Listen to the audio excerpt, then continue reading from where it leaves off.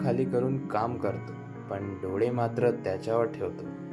कारण डोकं उंच करून जगायचं स्वप्न मी त्याच्याच डोळ्यात पाहतो. मी झिजतोय कारण तो तेजस्वी व्हावा म्हणून. मी शेतात रुतलोय कारण तो आकाशात उंच झेप घ्यावा म्हणून.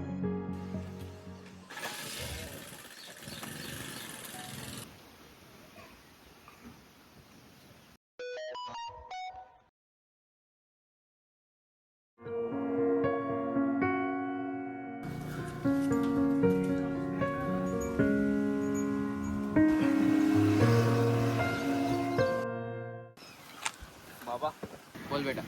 मला पेपरमध्ये चांगले मार्क पडले. अरे वा बेटा. मला बाहेर चांगल्या कॉलेजमध्ये ॲडमिशन भेटू शकते. अरे बाळा, आपली परिस्थिती नाही आहे तशी. कमी पैशात भेटू शकतो. बघू बेटा. हे बघ, आपल्याजवळ एवढेच पैसे, त्याच्यात तुझा खर्च भागेल, तर सांभाळून वापर.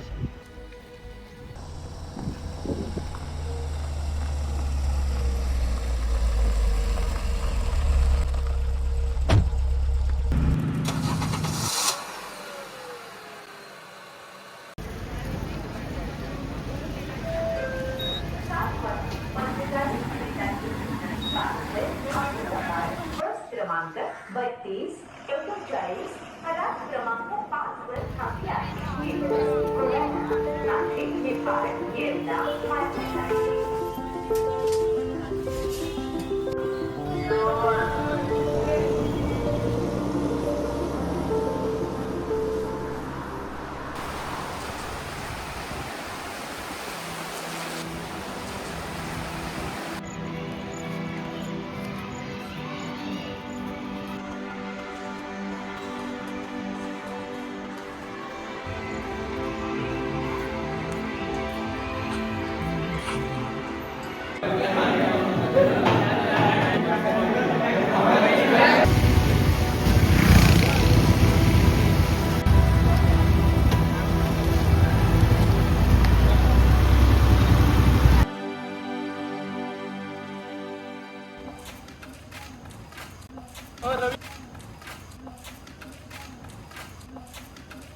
हो, उद्याच्या पार्टीचं काय करायचं आहे? मग जाऊ ना. मी बाबांना फोन लावून विचारतो.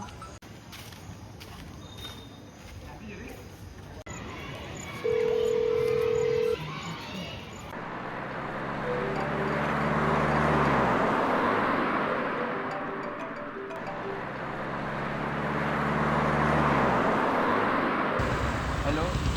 हां बाबा, मला थोडे पैसे पाहिजे होते. कशासाठी? नोट्स घ्यायचे. हां चालेल, उद्या पाठवतो बरं.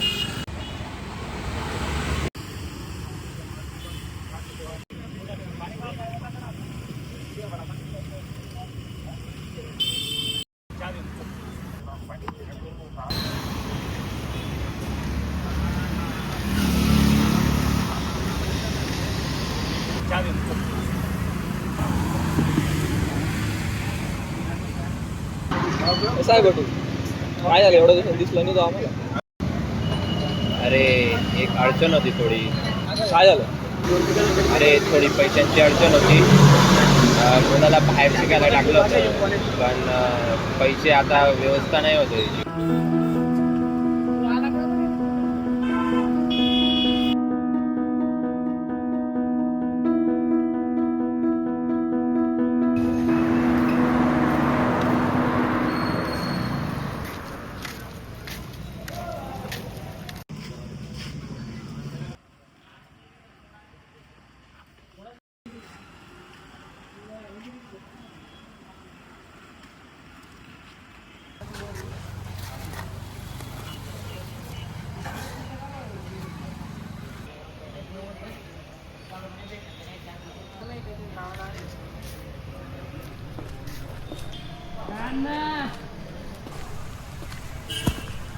दादा गव्हाची गोणी आणली, किती भाव भेटेल त्याला?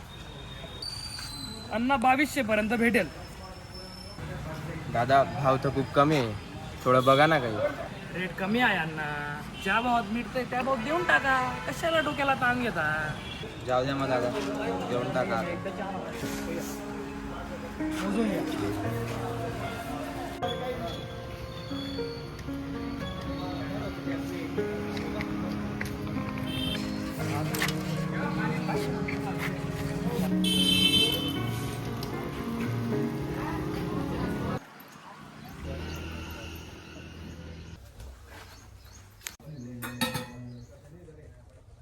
बाबा मला पुस्तक घ्यायचं, थोडे पैसे पाहिजे.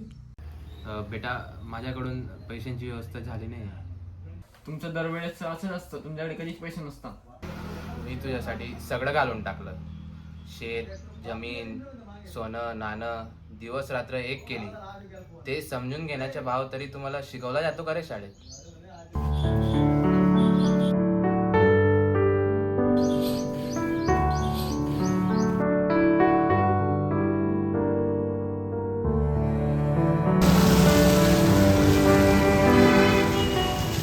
मी पहिल्यांदा त्यांच्या हातातल्या भेगा बघितल्या.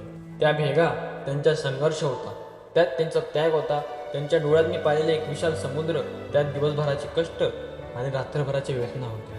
आणि मी त्यांच्या त्यागात जगत होतो, पण मी त्यांच्या दुःखाच्या वेळेस अंतर्धान झालो. ते दुःख मी पाहतच नव्हतो. मी शिकतोय, मोठा होतोय, कारण माझ्या वडिलांनी मला उभं ठेवलं, कारण मला कधी परिस्थितीची जाणीव करू दिली नाही.